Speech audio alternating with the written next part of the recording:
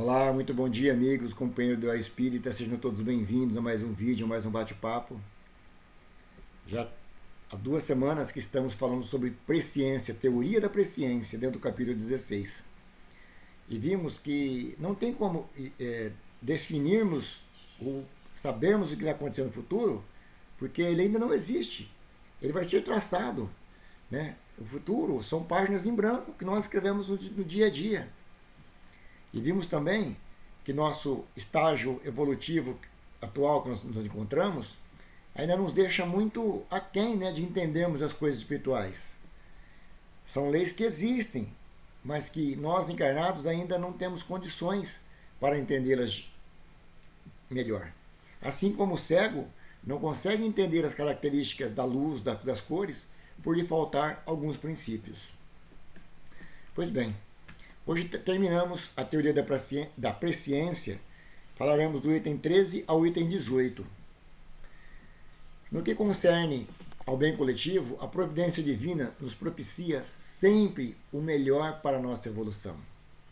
Assim como nós evoluímos, nosso planeta também evolui. E isso não depende de cientistas, de biólogos, gênios, para que isso aconteça. Muitas espécies de plantas e animais aparecem e desaparecem todos os dias sem ao menos se darem conta disso. As leis naturais se encarregam desse quesito. O ser humano é dotado de livre-arbítrio. Antes de reencarnar, ele aceita alguns projetos para realizar aqui na Terra, sempre visando a sua evolução. Contudo, sem ter obrigação de executá-la, os projetos que ele adquiriu lá em cima, aqui encarnado. E se não o faz, ele perde oportunidades e assume atrasos na sua própria evolução. Sabemos que o planeta Terra está prestes a deixar o mundo de expiações e provas, para entrar no mundo de regeneração. Se nós, espíritos, seres humanos, tivéssemos sido os melhores, extinguindo de nossos corações o mal, a prepotência, o orgulho e tantos outros males, essa mudança já teria acontecido. Para alguns já aconteceram, como vimos lá no capítulo de imigração. Alguns já não estão mais reencarnando na Terra. Eles se preocuparam, eles avançaram tudo e estão reencarnando já em outro planeta antes da migração da Terra. Recebemos sim ajuda, seja de instruções ou pressentimentos. E para que sejamos previdentes e não sanarmos nossa curiosidade. Mas data, hora para acontecer esse ou aquele evento vai depender sempre de como cada evento, seja ele individual ou coletivo, se dê.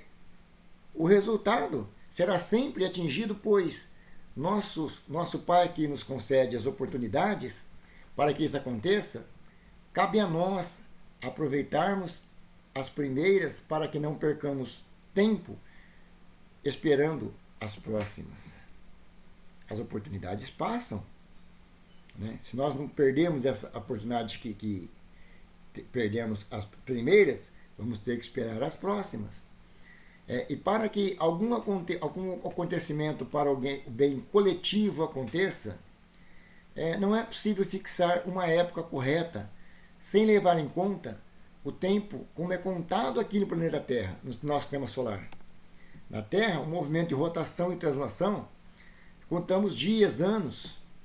Esses variam de acordo com os períodos astronômicos. Em Júpiter, por exemplo, o dia só contém 10 das nossas horas. Em um ano lá, cabem 12 dos nossos.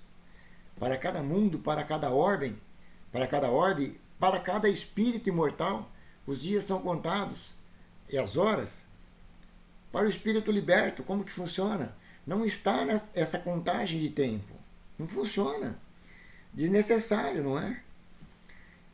Espíritos que aqui viveram na Terra e vivem entre nós ainda, estão habituados à condição da Terra. A esses espíritos seria entendível se houvesse uma data para aquele ou outro acontecimento. Porém, a permissão do alto nem sempre são concedidas, mesmo porque aprendemos que não existe o determinismo.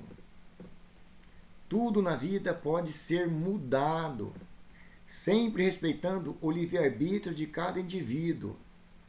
Eis porque acontecimentos futuros não devem ser anunciados com data marcada, pois essa hora pode ser antecipada ou postergada, sempre baseada na evolução do indivíduo ou da própria coletividade. Espíritos evoluídos, os que mais têm a condição de antever esses acontecimentos futuros, eles não ficam se prestando a esse serviço de datar, e sim nos avisar, prevenir. E quando insistimos nessa prática, recebemos sempre o apoio dos espíritos levianos, que falam tudo o que nós queremos ouvir, sem compromisso com a verdade, apenas para satisfazer a nossa curiosidade, o nosso ego. E mais, quando não acontece o que preveram, o que dataram, que nós preocupados, né, falando não aconteceu nada, eles estão lá atrás se divertindo às nossas custas por tudo que nós demos vazão. Quando surge alguma predição sobre o futuro, ela vem emoldurada em uma série de enigmas complexos para sua análise. Nostradamus foi um astrólogo que viveu em 1503 a 1566. Ele foi o mais conhecido deles. Vidente, médico francês. Por volta de 1547, Nostradamus começou a fazer previsões através de estudos astrológicos e inspiração divina. Suas visões apareciam principalmente durante a noite, quando olhava fixamente para o fogo ou para a água. Olha, presta atenção. Grande parte de suas previsões ele fazia em quadrinhas rimadas. Os versos permitem as mais variadas interpretações. Isso porque reúne vários idiomas, enigmas, anagramas e epígramas. Talvez o Nostradamus fosse o mais conhecido, o mais completo, vamos dizer assim. Tinha mais prestígio, né, para um povo naquela época, dava valor ao incompreendido, né? Como na biografia dele, fala que suas predições eram passíveis de muitas interpretações, cada um com seu cálculo de data, puxando sempre o que se quer entender. As pessoas gostam de ouvir o que ele quer e não o que ele não quer, né? Algumas verdades sérias, o que acaba se mesclando com algumas inverdades. Talvez lá atrás, com a ciência e a moral ainda em deficiência, fosse necessário e tivesse sua razão.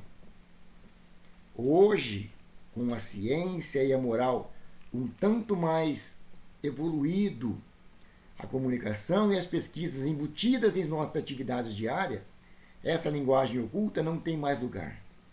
Hoje as previsões vêm recheadas de ocultismo, estão por aí para quem quer que seja compreendida por todos.